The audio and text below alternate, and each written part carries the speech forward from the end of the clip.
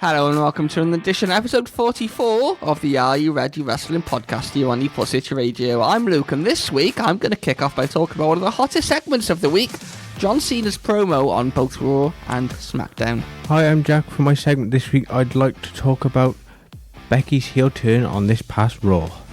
Hi, I'm Curtis, and for my segment this week, I'm talking about some of the major returns we've seen over the past week.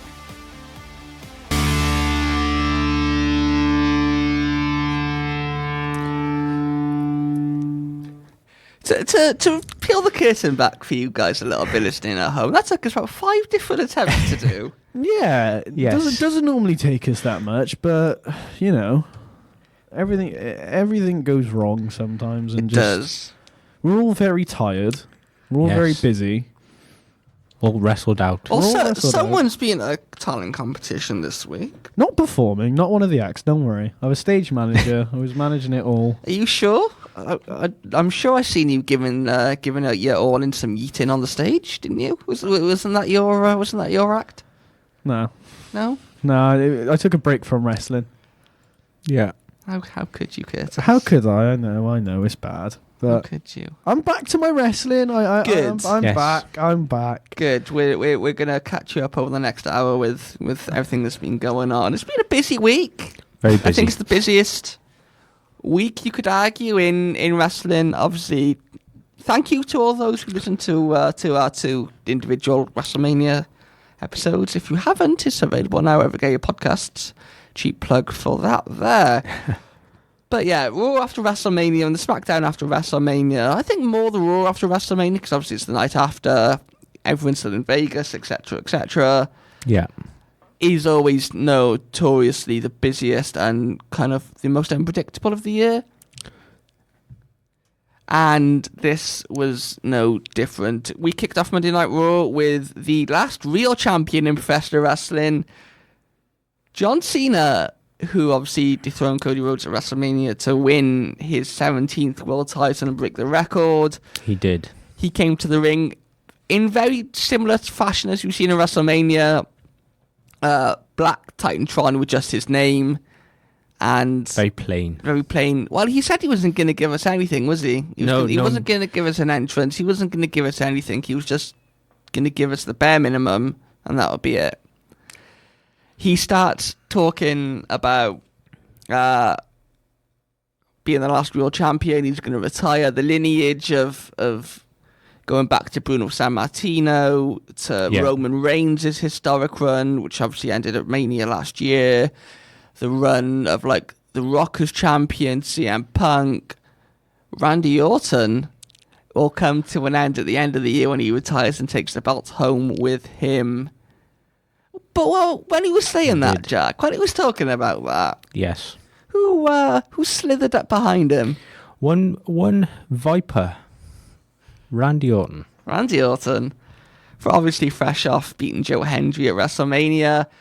Randy Orton was in the ring behind John Cena.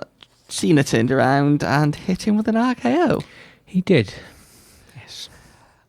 Subs, obviously, because we record on Sunday, we get to see both Raw and SmackDown.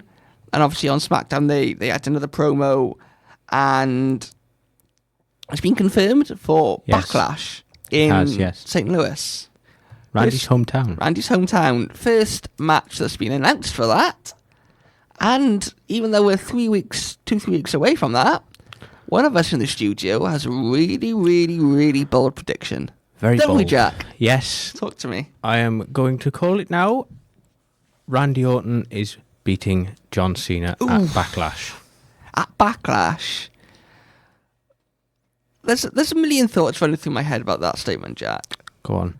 But I think the one that comes to mind is why. I think we were talking about off air, and Curtis, you made a really, really good point in terms of why do they talk about kind of Cena breaking the record and kind of building his Mania match for a couple of months with Cody with a heel turn for him to lose it within less than a month.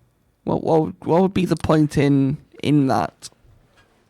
Well, personally, I believe the whole storyline doesn't necessarily need the world title now. that he's won it. He'll have it for, was it 2 weeks? 3 weeks. 3 weeks. He doesn't necessarily need a long reign with the belt. But wasn't that kind of the whole point of the storyline, though? Was the whole point Yeah. was it wasn't the fact of him. It wasn't just him turning on Cody. Mm-hmm. The reason why he turned on Cody was because Cody was the champion. He wanted that title. Yeah. And I get that it's the whole story is not just about the title, but in a way it is, because they built that up for him to break the world title record. And becomes a 17-time world champion in WWE.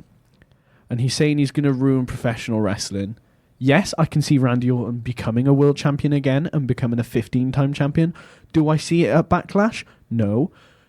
If they were going to dethrone Cody, right?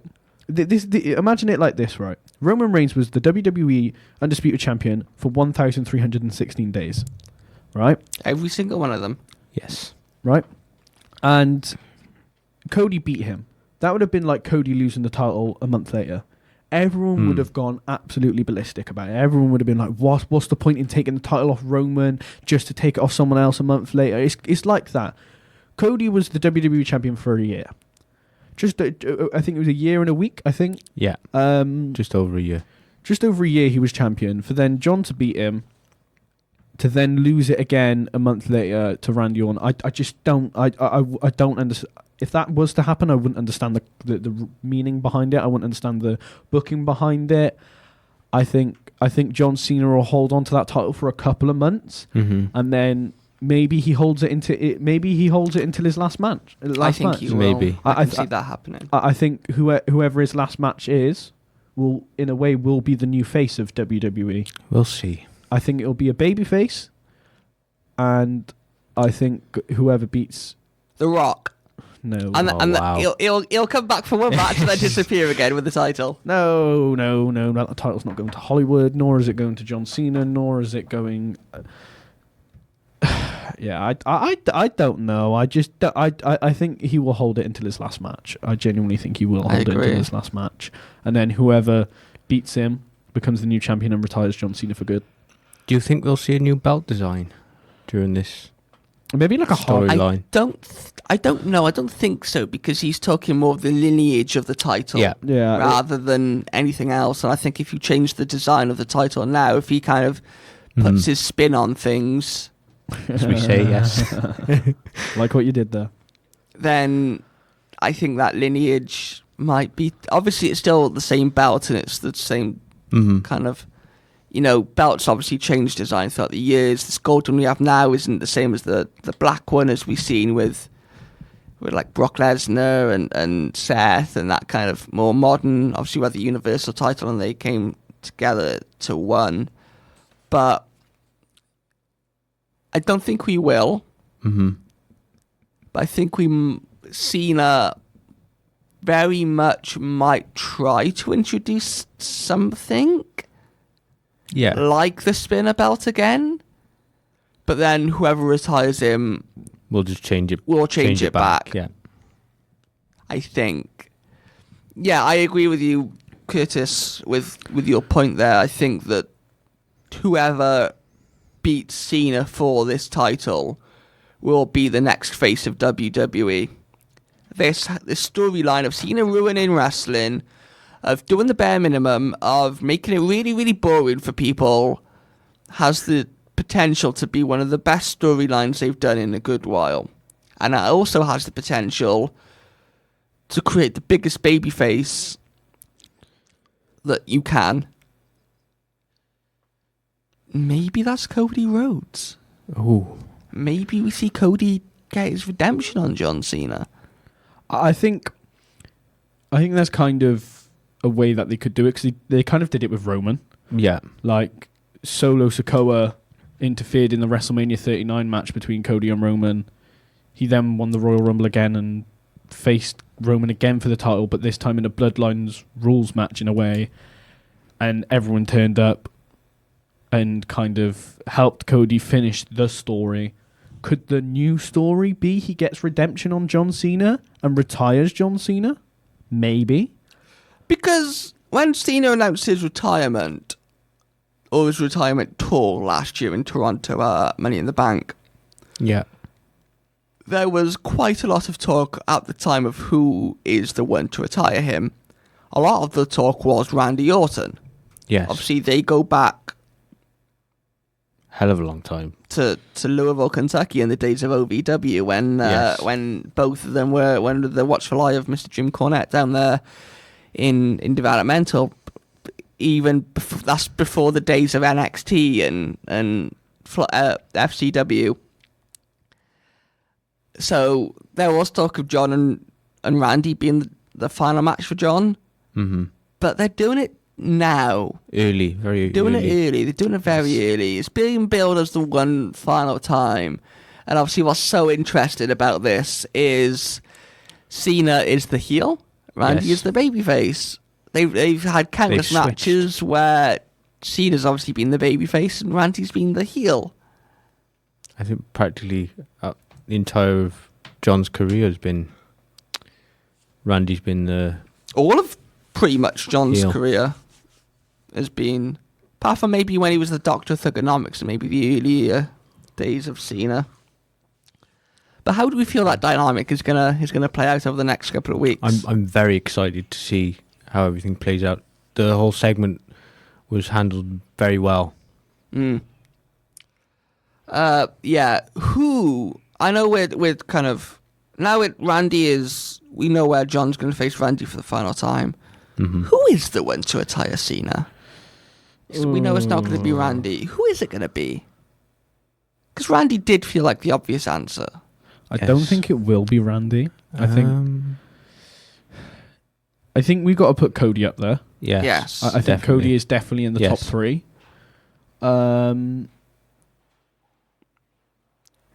CM Punk? I don't think so.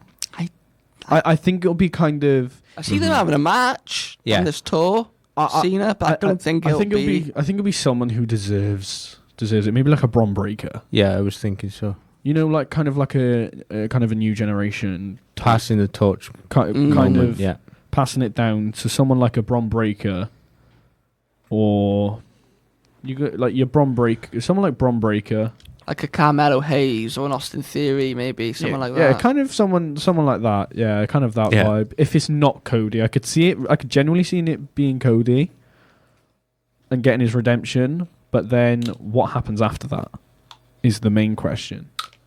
I think Braun Breaker has got the experience and kind of the build to be a really big babyface and become the champion and beat John Cena. Right? I think maybe obviously because we've got a few months left. Yeah. Could it be some? That's the thing. It's a hard question because it could be anyone. It really could, because it all depends on. They obviously know months in advance that they know who's going to beat John Cena. They know they know all the matches. They know all the storylines. But I don't know. Hopefully, we'll have more ideas in the coming weeks. Yeah. Do you know what I've seen as well?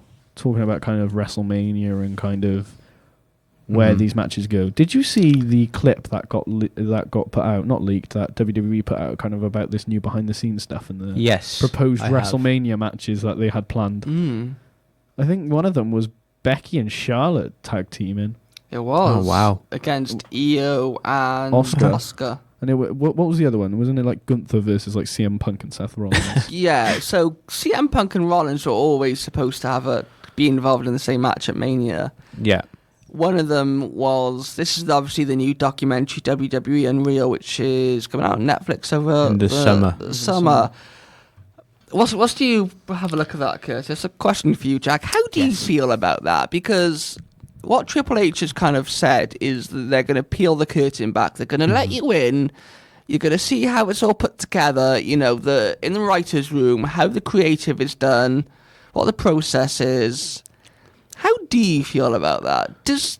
We know that wrestling today is completely different to wrestling 20, 30, 40 years ago. How do you feel that they're letting you in and you get to see how it all comes together? Does it lose that little bit of magic almost?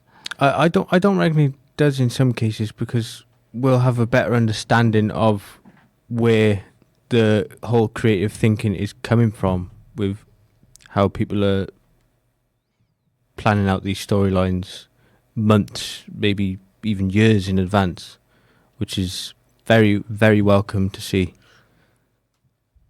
Curtis?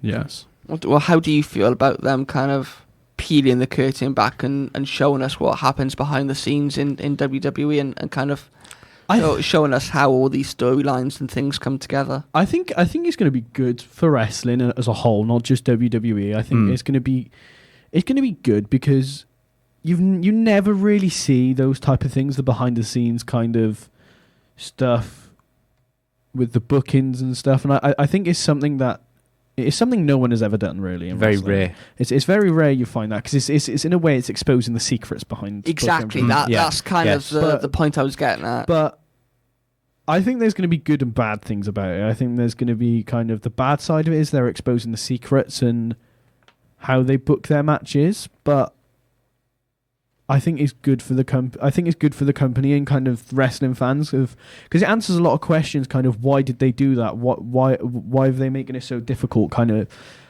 thing. I think it's going to put a spin on wrestling definitely because I think it's going to turn into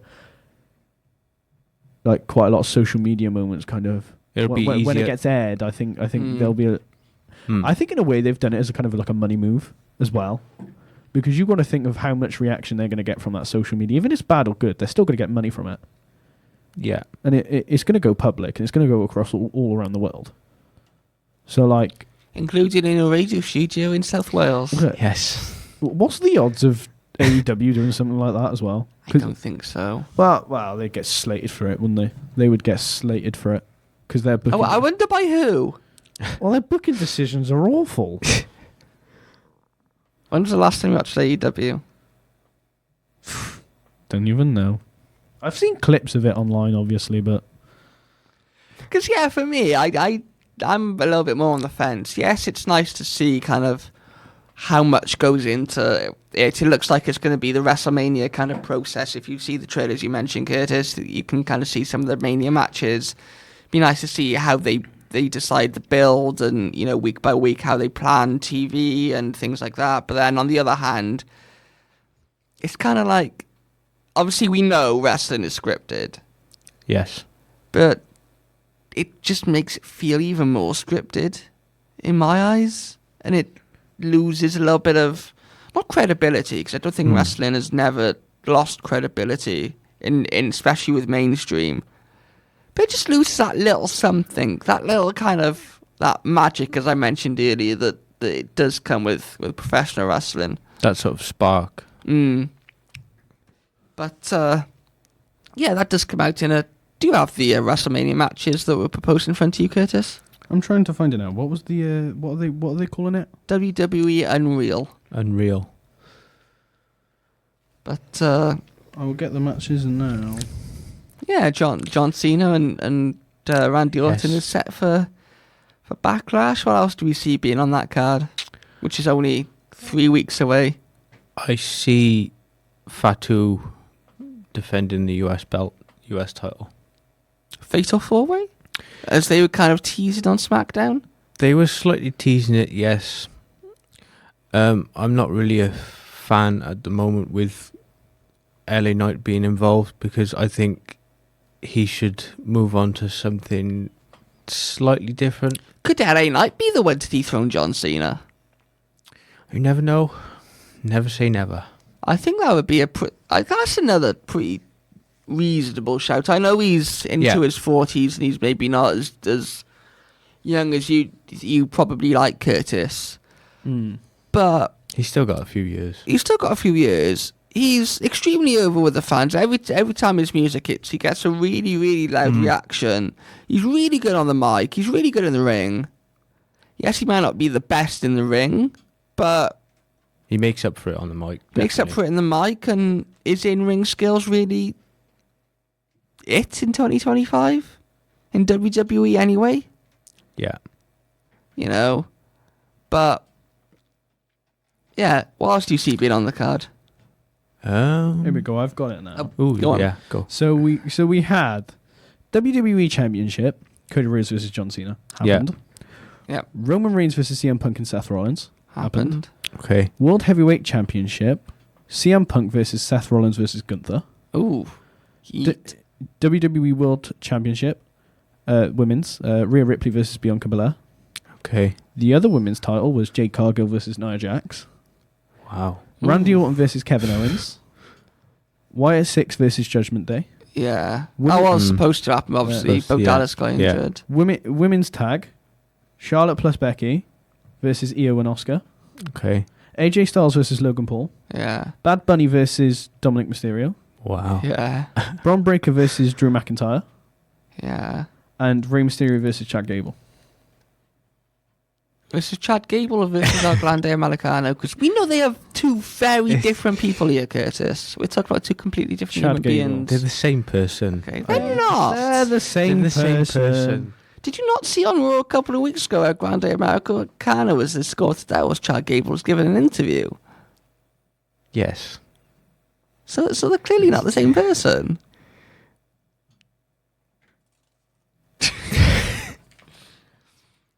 So how do we feel about some of those matches? I think the obvious one that stands out to me was Becky and Charlotte against Io and Oscar, Yes. and Tiffany Stratton being nowhere near that WrestleMania card. That was a which, surprising one for me, being nowhere near the card at all. unless she was planned to cash in at WrestleMania in that match. Which, if that was the case,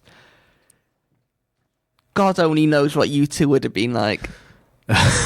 you two were at it for months, waiting for it to cash in that briefcase. Yes.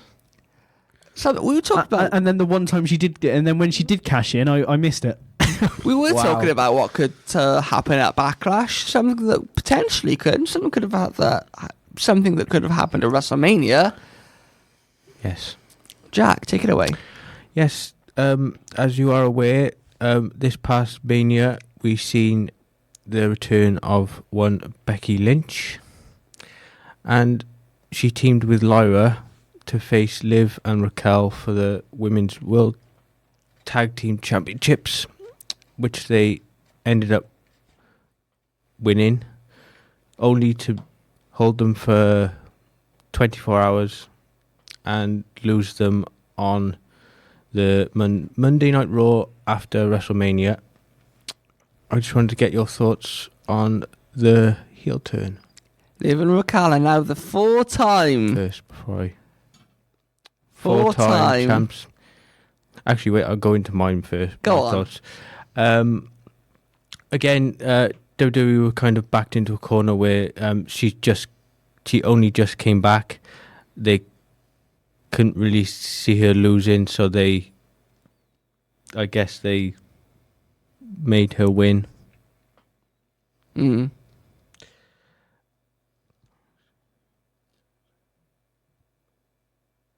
It was the right booking choice Okay. for WWE, in my opinion. Do we see Bayley getting back involved in the storyline then?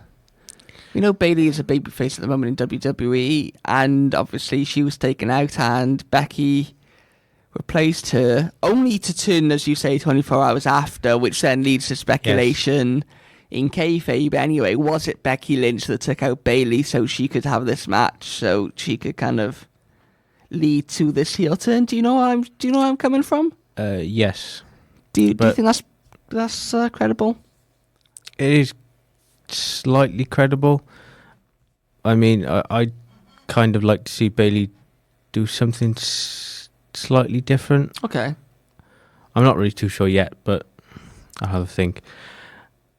I'm really excited to see Becky as a heel again. Yeah, she's done some of her best she's- work as a yes, heel, hasn't she?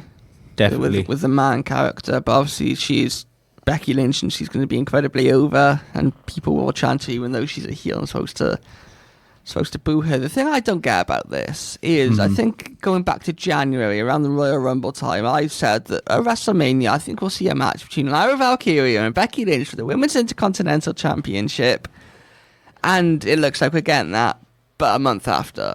Now, there were reports out in the week from numerous sources saying that Yes. Becky was ready to go for a little while, but they were waiting for the right creative direction for her. If she's been ready for a little while, surely the best storyline is to put her in a feud with Lyra Valkyria at WrestleMania for the Women's Intercontinental title. A, it elevates that belt. Definitely, yeah. A, being on WrestleMania, and B, having someone such as Becky Lynch involved. I think just being on the card would have just elevated the belt.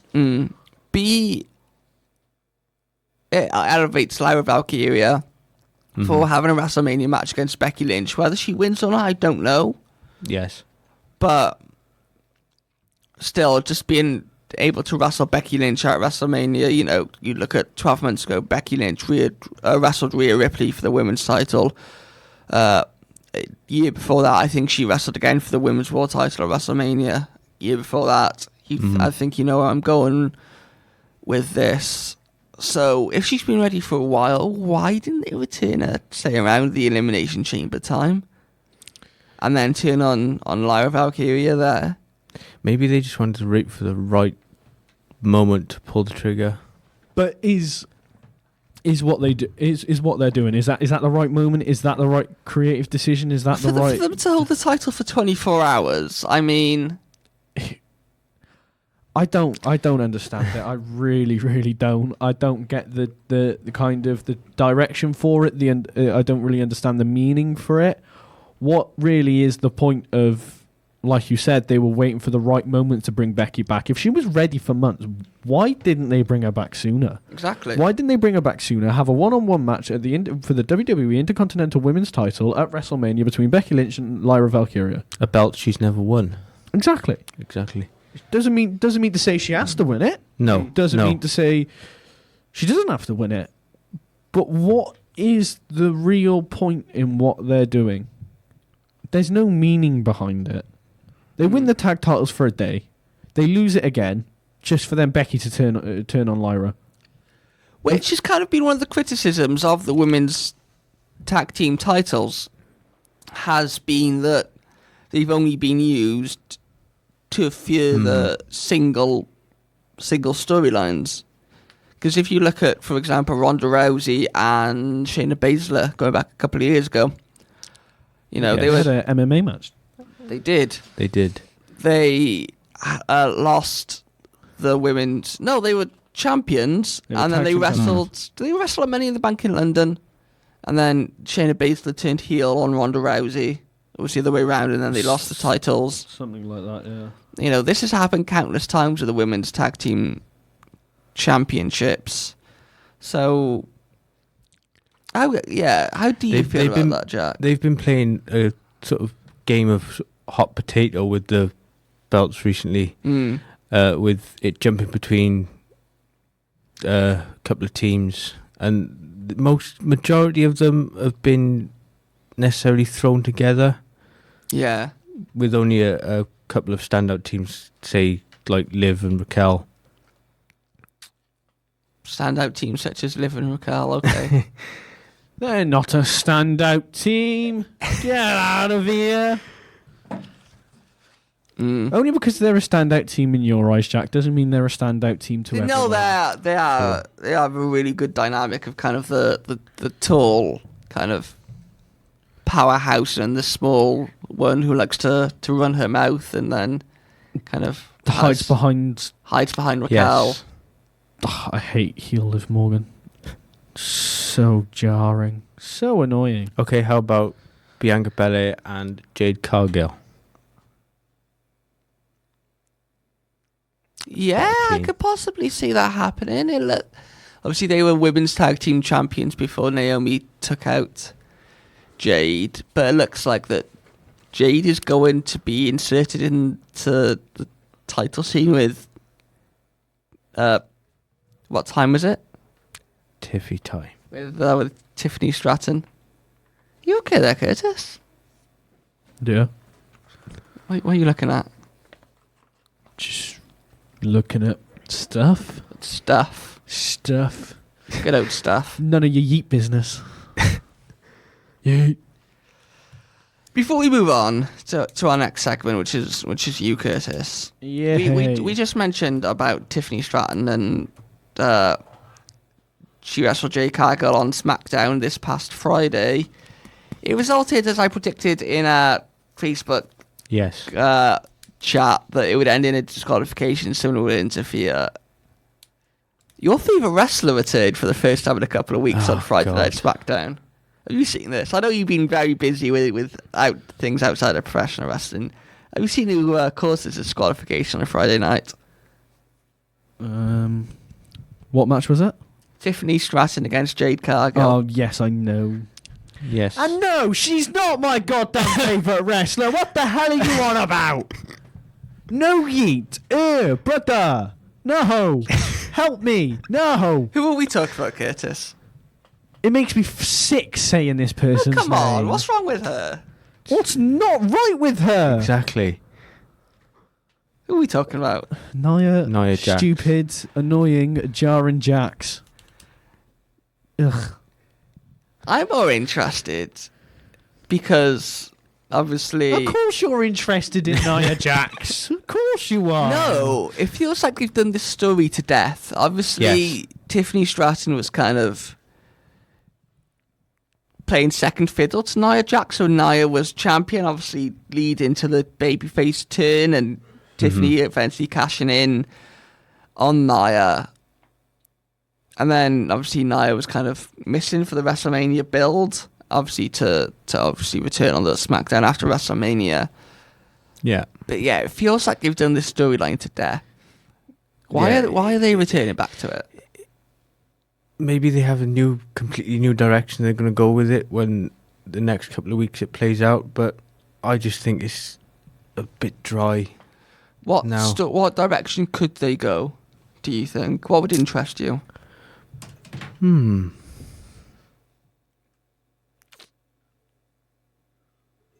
Maybe another Tiffany win, just to get her credibility bumped up a bit more. Well, she's just been Charlotte Flair at WrestleMania. Yes.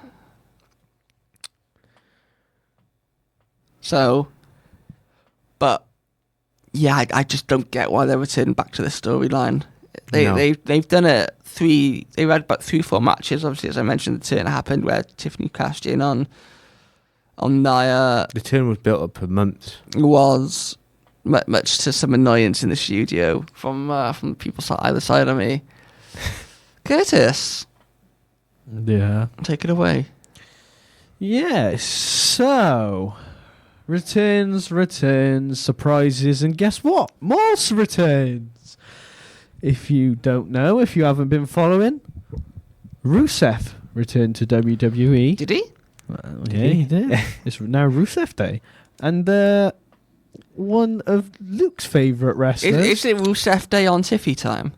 Ooh. Could... Potentially be. Interesting you say that. Could we see Rusev and Lana versus Tiffany Stratton and Ludwig Kaiser at some point? Mixed gender tag team match, kind of the Baron Corbin and Seth and Becky and who was his Lacey partner? Evans. That's the one, Lacey Evans. Is that the same Lacey Evans that apparently had a daughter or had a child with Ric Flair? Apparently so, yes. God's sake. Long live Vince McMahon storylines. Good God, there were some interesting storylines to say the least. But anyway, back on track. Aleister Black and Rusev returned to WWE over the past week. I think it's good for the company and both parties, but I think we will see some more surprises and returns over the next couple of months. Here's a name to shout out for you. Mariah May. I knew you were going there. I knew you were going Mariah there. May. Of course I was going We there. haven't seen her on AEW TV since she lost the Hollywood ending match to Toni Storm at Revolution back in January. I think it's obvious she's going to WWE. Apparently it's been a dream to go to WWE and they're going to offer her stupid money. They're going to offer her probably about $3 million per year.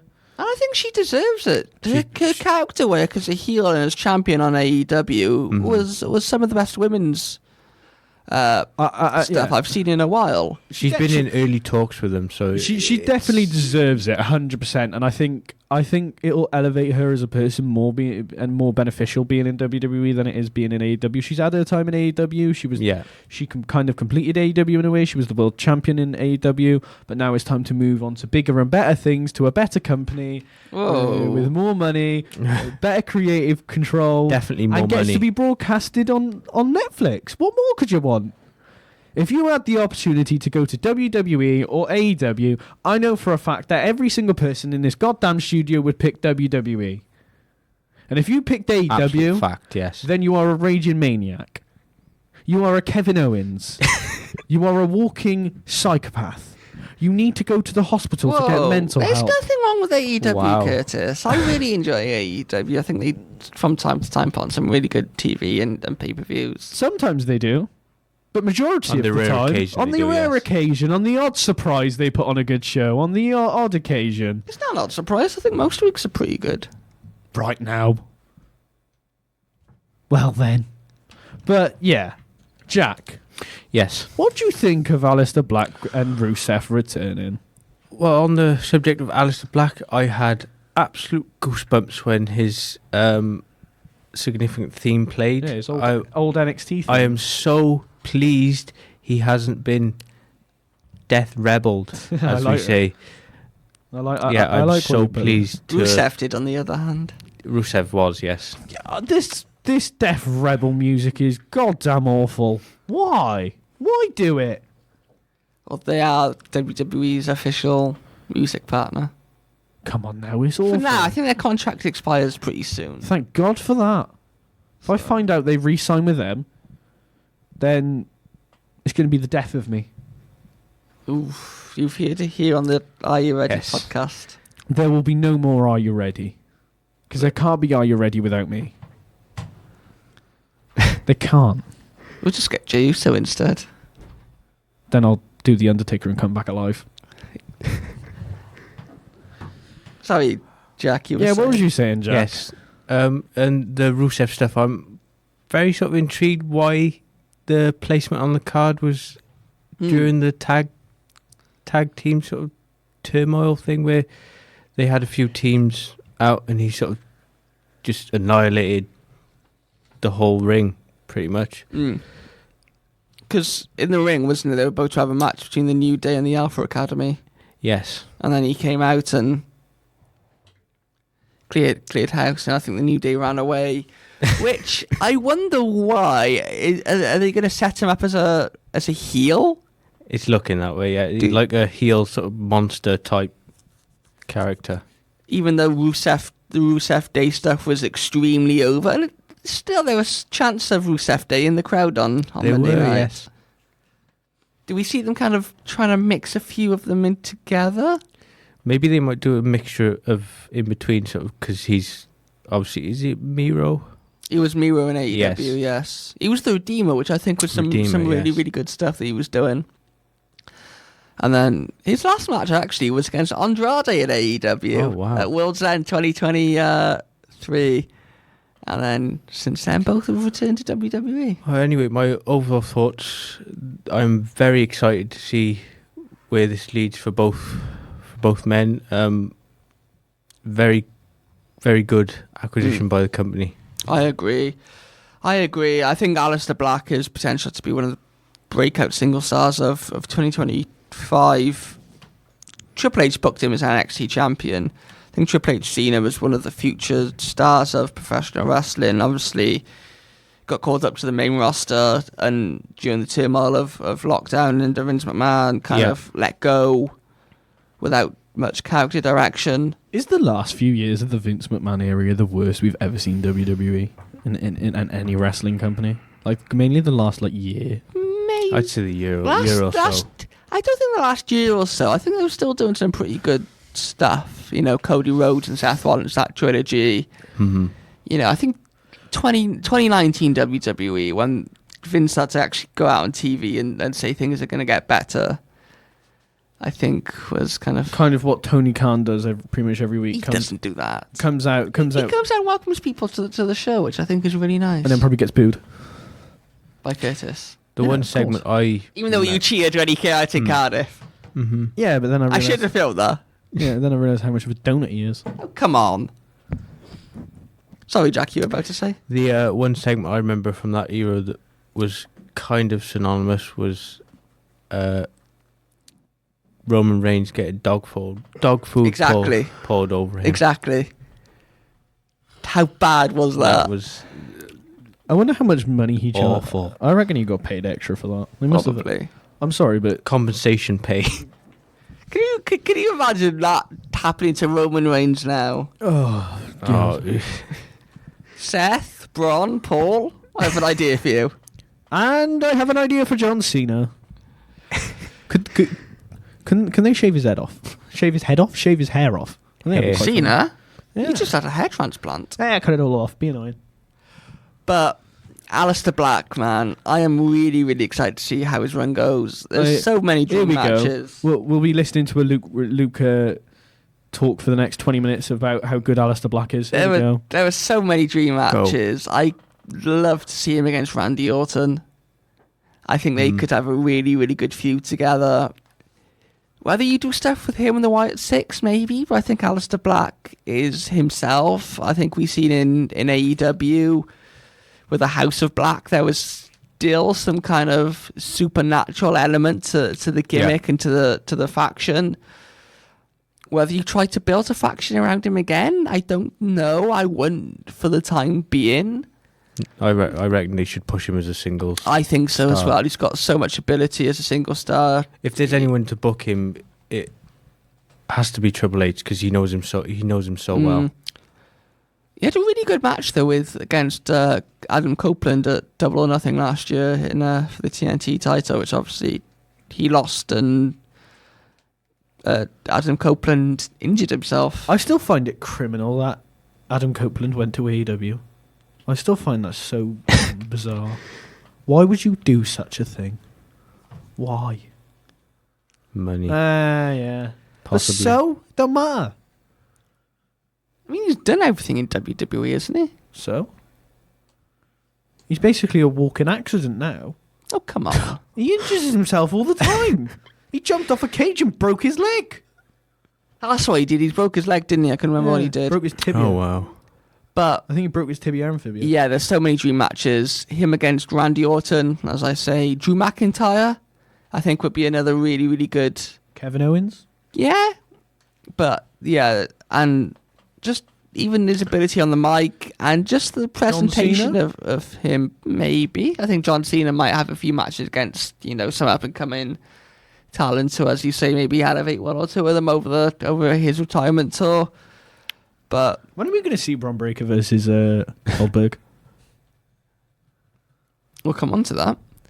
But yeah, as for Rusev, as I say, odd placement. Yeah. With the tag team stuff. I'm hoping it'll be explained tomorrow on Monday Night Raw.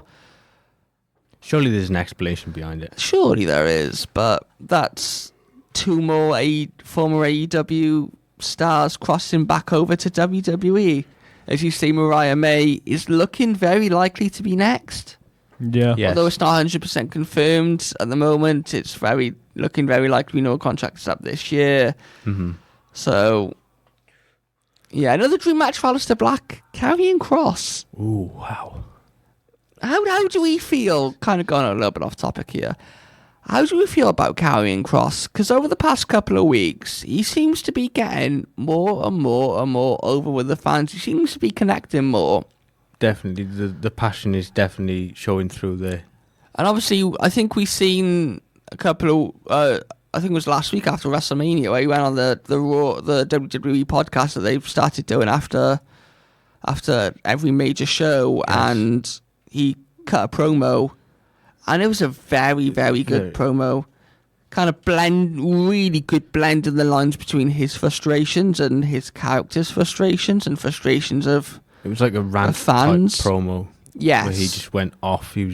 Which went viral within the wrestling scene. It did. Which has very got him viral as far as I'm aware. Which I'm a big fan of Karrion Kross. I have been ever since he was in NXT and he came up, and So I'm so glad to see him kind of start to connect, and hopefully he's in line for a really, really big push, because I think he deserves it. He's got a really good character. His mic work is really, really good. He's good in the ring. So let's just hope that we see Karrion Kross be pushed. Last but not least. Yes. Last but not least. I wasn't here this time last week when you spoke about WrestleMania Night 1. But the major angle on WrestleMania Night 1 was the main event. It was one of the very last things we've seen at WrestleMania, where Paul Heyman turned his back on both CM Punk and Roman Reigns. He didn't acknowledge his tribal chief. He didn't. No yeet. And he aligned himself with Seth Rollins, who said that in the build-up to that, kind of the winner gets to shape the future of professional wrestling. Mm-hmm. He's certainly making a start on that. He's definitely making a shape for the business, definitely. Because in the main event segment, Seth came out with Paul. He was kind of explaining why and how, and then Punk came out, and then Seth started beating him down, and then Roman's music hit, and then Roman hit a Superman punch on Paul. He was going for the spear on Paul Heyman, which I would have loved to see. And then out of absolutely nowhere, I think Joe Tessitore described it as a human missile. Human missile. Braun Breaker just tore him in half. Comes into the ring and just absolutely obliterates Roman Reigns with a spear. Aligning himself with Paul Heyman and Seth Rollins in what you think, Jack, is going to be a new super faction within WWE. Yes, I believe there will be a possible third member added in the coming weeks. You do? Who would you like to see as that third member? I'm more leaning towards Austin Theory. Yeah. As obviously after he finishes with his tag team up, down, down. I'd really like to see him in a singles type run. Mm. Me too. He's got so much potential. You know, it was only 2 years ago he was wrestling John Cena at WrestleMania. Yes. For the US title. He beat John Cena at WrestleMania for the US title.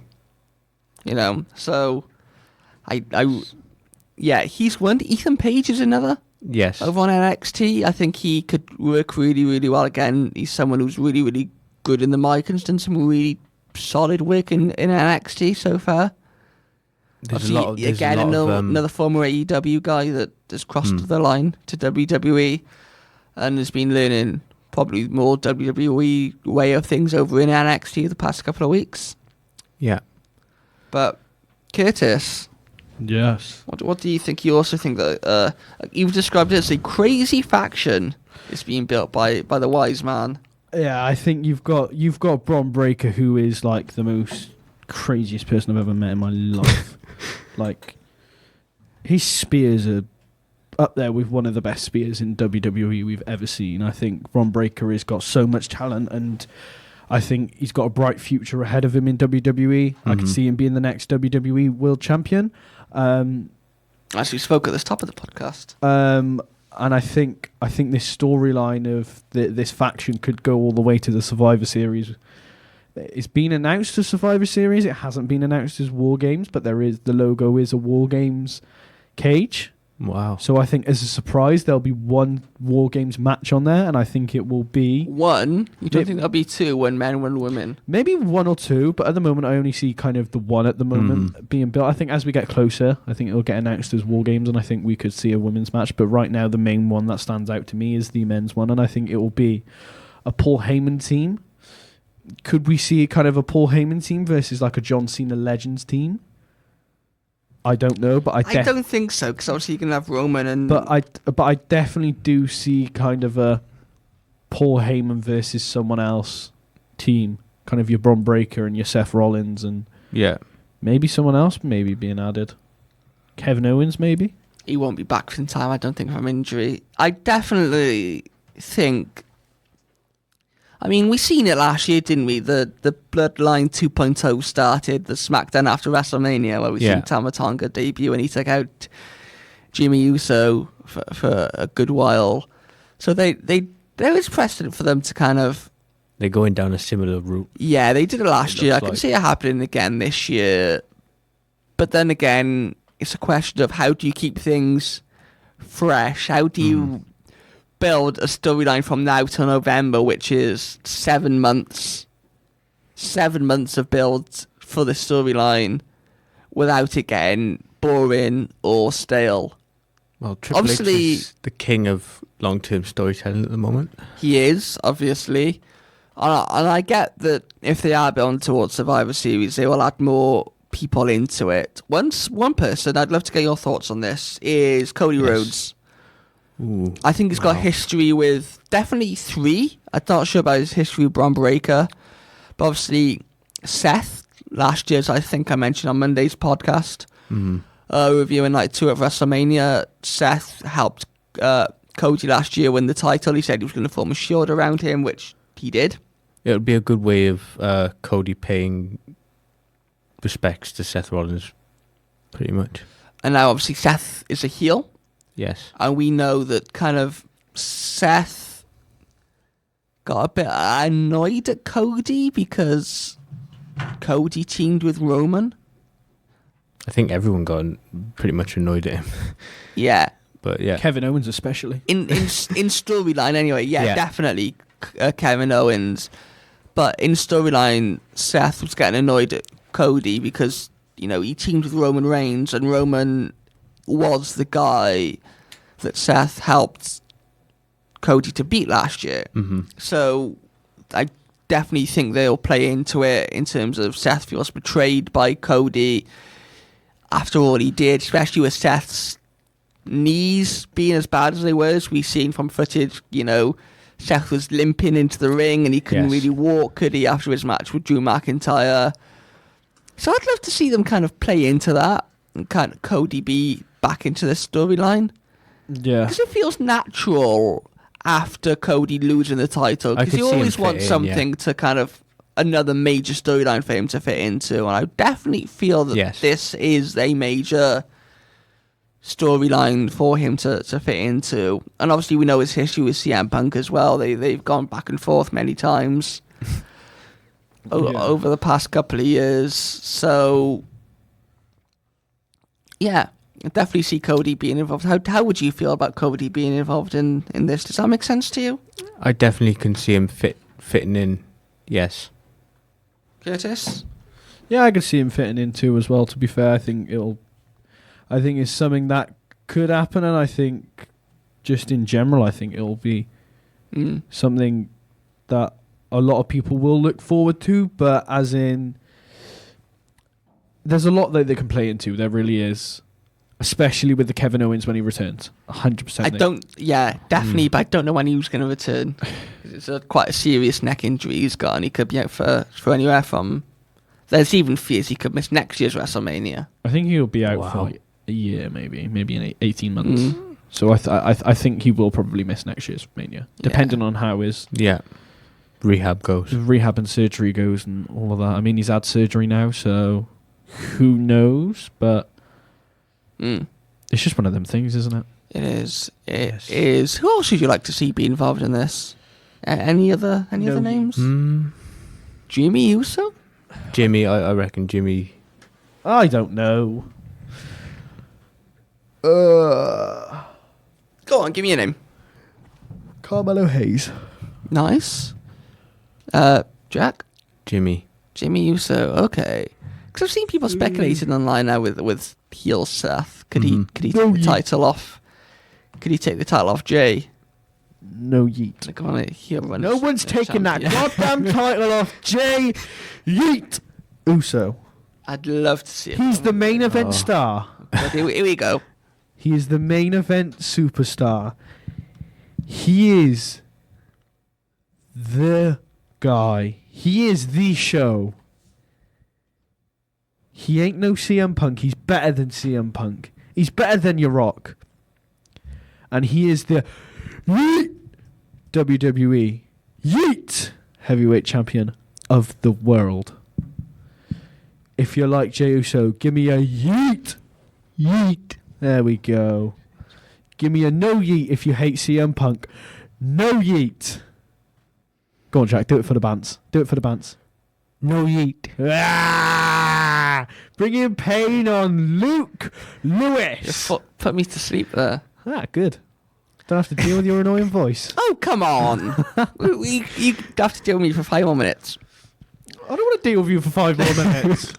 You've dealt with me for 55 minutes, okay? So 5 more minutes won't hurt. Yeah, suffering in goddamn pain. Well, let's hear more of your voice then. What? Let's hear more of your voice so I don't have to talk as much. Or Jack. I've got business elsewhere that I can be dealing with right now. I love how this podcast always breaks down into some kind of conversation about something completely different. That's why it's called Are You Ready? Because it's not just based on wrestling. It's Are You Ready for anything in this world? Before we finish, before we wrap up, Should one we get last into politics? We could do a whole other hour of politics debate. Oh God, no thanks. But one last thing I want to get your opinion on. Go on, Ed. Okay. On Monday, going back to Monday Night Raw, we seen Gunther come out and start to cut a promo. Sorry, mate. You're boring me already. And then he went and attacked Michael Cole. And then Pat McAfee tried to Punched him. save Michael Cole, which he Come did. to his defense. Punched him. Come to his defense. But then it ended up in Gunther putting him in a sleeper hold and choking him out. But he was fine the next day. He was fine. Yeah, he was all right the next day. He was all right on Tuesday. He was doing his Pat McAfee show. He's all right. He's only a chokehold. You'd be sound. We know that obviously Michael Cole and Pat McAfee have been two of the biggest, outside of obviously R. Curtis, has been two of the biggest cheerleaders of Jey Uso on screen anyway. We always see that when Jey Uso's come to the ring, they're both yeeting up on the table, announce table. Very enthusiastic. Very enthusiastic towards Jey Uso. What do you think about Gunther taking them out, especially Pat McAfee? Does this mean Pat's not going to be around for a little while? I was very, very, very shocked the way they played this out.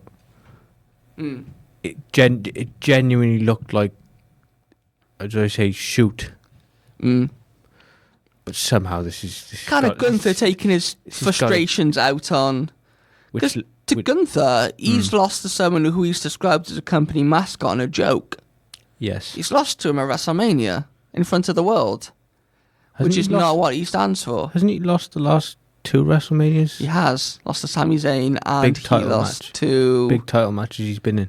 Yes. What do you think, Curtis? Does this mean Pat McAfee won't be on commentary for a couple of weeks? How do you feel about that? No, bring Pat McAfee back. I don't want to be dealing with Wade Barrett. Corey Graves? No, I don't want to deal with him I'd either. love to see Corey Graves back on Monday Night Raw. I think he's the best commentator they've got in the company. No, Michael Cole. Or Pat Cole, McAfee. I mean, what's it called? Not play-by-play. What's the other one? Color commentator.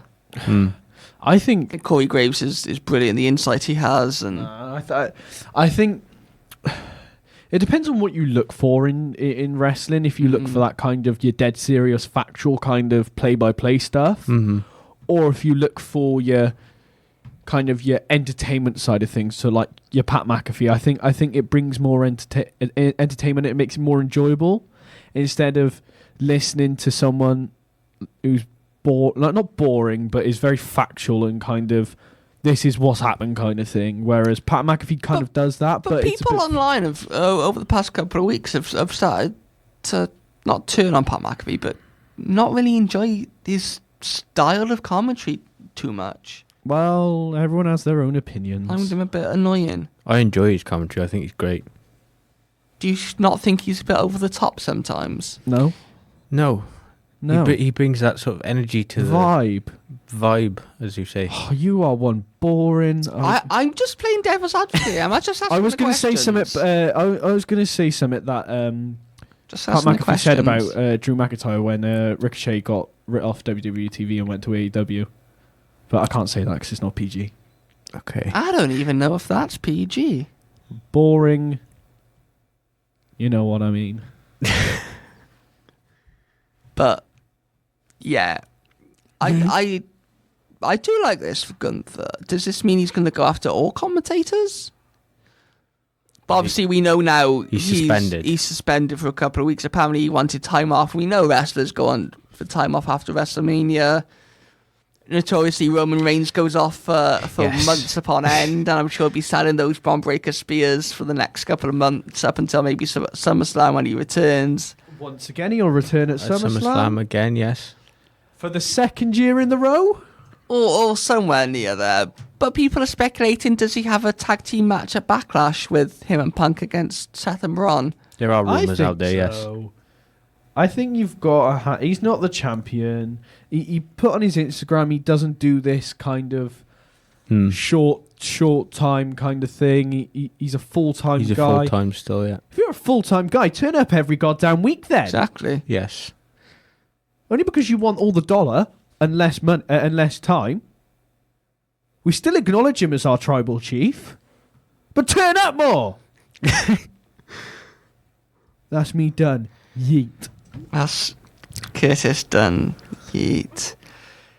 Yeah, do we think this will lead to a match between Gunther and Pat McAfee? Do we want to see a match between Gunther and Pat McAfee? No. Yes. No, yes. Take it away. There's one way to decide this. Me and Jack. Go. Backlash. What? In a no disqualification match. And the winner gets to decide whether we have Gunther versus Pat McAfee. Good shout. At the next pay-per-view. Why do you say yes, Curtis? Why do I say it? Because what's the point in having Gunther attack Michael Cole and then Pat McAfee makes the save just to not do anything with it? Was it just a way to get him off TV? Obviously, it's allowed Gunther then to be written off TV and be suspended and have some time away. All that chit-chat, all that fake stuff. Are you okay there, Jack? You look like something's gone off in your head and you've realised something. Yes. You look very angry. I think I'm going to change my pick. Here it is. The typical... Actually, thinking about it. Yeah, I'm going to change it. Thinking about it, yes. Yeah, that typical agree, chat. Yes. There you go. On that note, thank you, Jack. Thank you. Thank you, Curtis. Yeet. Thank you very much for listening to a wild edition. A wild Very edition. wild. Thank you for that, Curtis. No problemo. Of another edition of the Are You Ready Wrestling Podcast. We'll see you next week.